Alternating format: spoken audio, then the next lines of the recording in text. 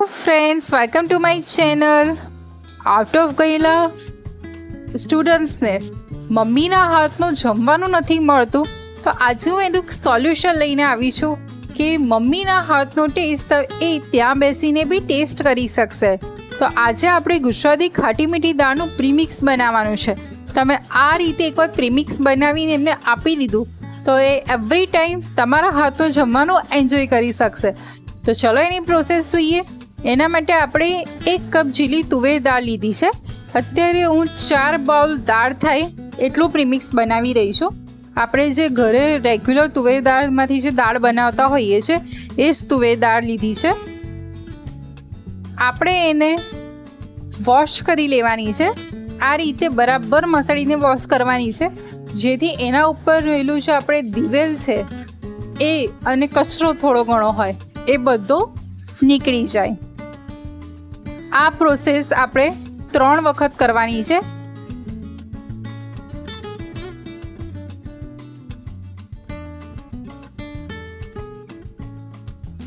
આ પ્રોસેસ 3 વખત થઈ જાય ત્યારબાદ આ રીતે પાણી રેડી ગ્લાસ જેટલું એને 1/4 કલાક રેસ્ટ આપી દેવાનો છે.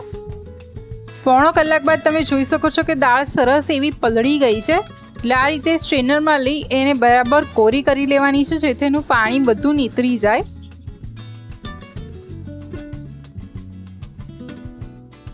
આ રીતે દાળ બરાબર કોરી થઈ જાય ત્યારબાદ એને હજી જે થોડું ઘણું પાણી હોય એના માટે આપણે આ રીતે કોઈ બી નેપકિન કે કપડામાં લઈ લેવાની છે અને ત્યારબાદ બધી દાળને આ રીતે છૂટી કરી દેવાની.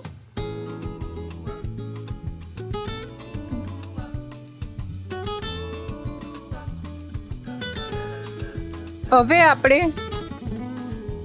બધી દાળને બરાબર લૂછીને કોરી કરી લેવાની છે. એમાં થોડો ઘણો બી પાણીનો ભાગ ના રહી જવો જોઈએ. જો આ સ્ટેજ પર પાણીનો ભાગ રહી જશે તો તમારું પ્રીમિક્સ શોર્ટ ટાઈમમાં બગડી જશે. તો આપણે હવે ડિહાઇડ્રેટ કરાવવાની પ્રોસેસનો ખર્ચો અટકાવીને આ રેસીપીથી જરૂરથી બનાવવાની.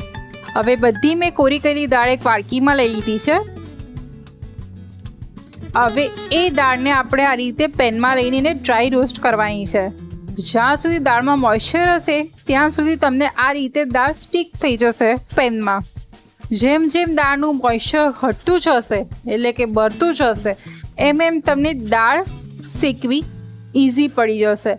દાળનો કલર થોડો લાઇટ પિંક થાય અને અરોમા આવતી થાય ત્યાં સુધી આપણે આ દાળને શેકવાની છે. આ પ્રોસેસ એટલે જરૂરી છે કે જે થોડું ઘણું બી મોઇશ્ચર રહી ગયું હોય એ આ પ્રોસેસ કરવાથી મોઇશ્ચર રિમૂવ થાય છે. તો આપણું જે આ પ્રીમિક્સ છે એ લોંગ ટાઈમ સુધી વ્યવસ્થિત રહેશે. હવે આ દાળ શેકાઈ ગઈ છે. દાળને હવે બરાબર ઠંડી થવા દેવાની છે. એને ગરમમાં કોઈ પ્રોસેસ નથી કરવાની.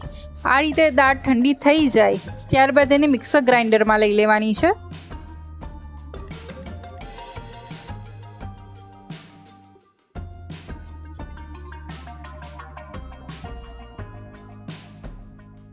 ફ્રેન્ડ્સ, આ રીતે મિક્સર ગ્રાઇન્ડરમાં દાળ લઈ લીધી છે. હવે એને આ રીતની દરી દેવાની છે. તમને હું બતાવી દઉં.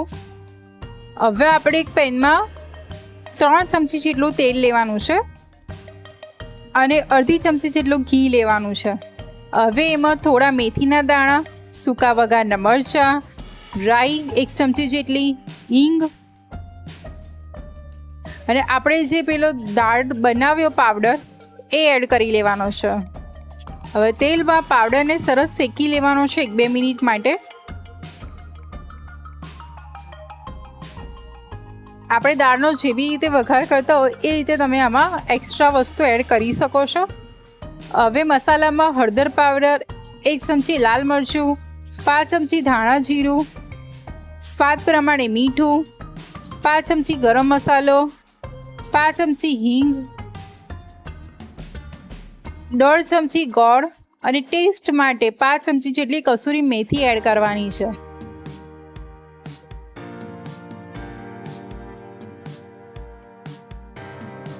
હવે બધા સ્પાઇસીસ અને દાળને સરસ મિક્સ કરી લેવાની છે. હવે એમાં 1 ચમચી લીંબુનો રસ એડ કરવાનો છે.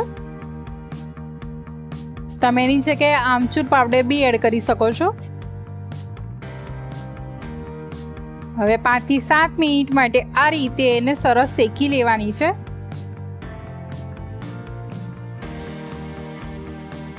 તમે આ શેકશો તો જ્યારે તમે દાળ બનાવતા હોય જે ફ્રેગ્રન્સ આવે છે ને એ ફ્રેગ્રન્સ અત્યારથી જ આવવાની શરૂઆત થઈ જશે.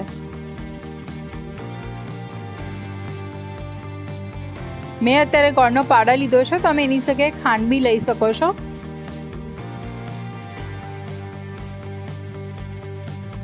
હવે આપણું આ જે દાળનું પ્રીમિક્સ છે એ સરસ એવું શેકાઈ ગયું છે. હવે ફ્લેમ ઓફ કરીને 1-2 મિનિટ એને ફરી શેકી લેવાનું છે. ત્યારબાદ એને બરાબર ઠંડુ થવા દેવાનું. ઠંડુ થઈ જાય ત્યારબાદ આ રીતે કોઈ બી એરટાઇટ કન્ટેનરમાં યા ઝીપલોક બેગમાં પેક કરી દેવાનું છે.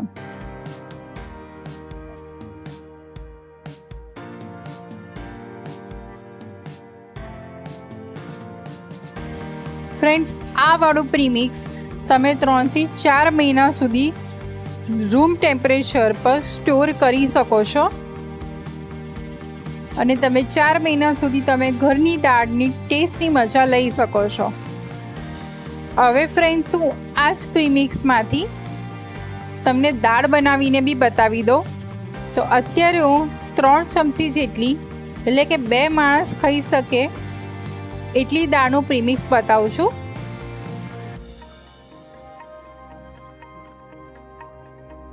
હવે એ પ્રીમિક્સ આપણે આ રીતે કોઈ બી વાસણમાં લઈ લેવાનું છે અને સામે 1.5 ગ્લાસ પાણી એડ કરી અને આ રીતે બરાબર મિક્સ કરી લેવાનું છે.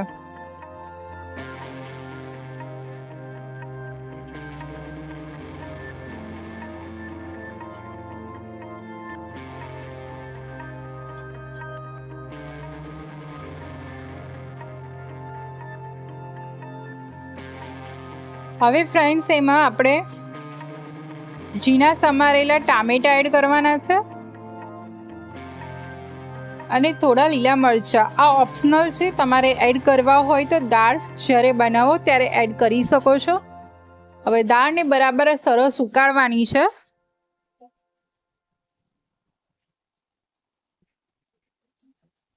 આ સ્ટેજ પર તમે મીઠું, ગળપણ, ખટાશ તમે તમારા ટેસ્ટ રીતે એડજસ્ટ કરી શકો છો.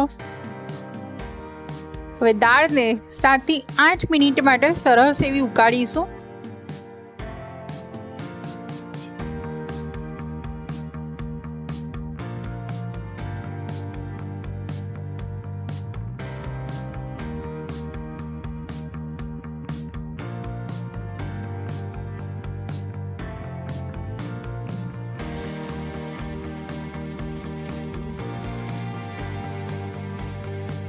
ફ્રેન્ડ્સ, તમે જોઈ શકો છો કે દાળની થિકનેસ આપણે જે ઓરિજિનલ દાળ બનાવતા હોય છે એવી જ આવી ગઈ છે.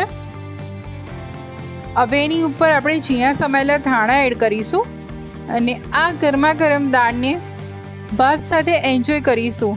તો તમે બી તમારા ફેમિલી મેમ્બર જે આઉટ ઓફ ઇન્ડિયા હોય એના માટે આ ચોક્કસથી દાળનું પ્રીમિક્સ ટ્રાય કરજો.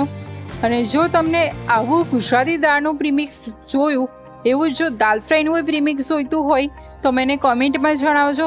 હું ડેફિનેટલી તમારા સાથે શેર કરીશ. તો આ રેસીપી તમને કેવી લાગી મને કોમેન્ટમાં જણાવજો.